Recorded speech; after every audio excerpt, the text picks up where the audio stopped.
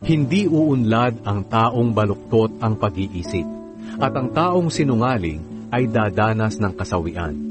Ang anak na hangal ay nagdudulot ng kalungkutan at kabiguan sa magulang.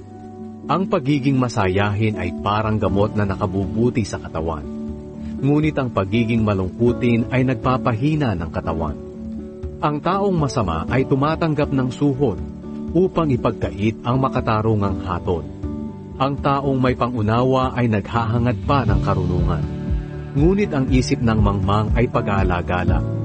Ang anak na hangal ay nagdudulot ng kapaitan at kalungkutan sa kanyang mga magulang.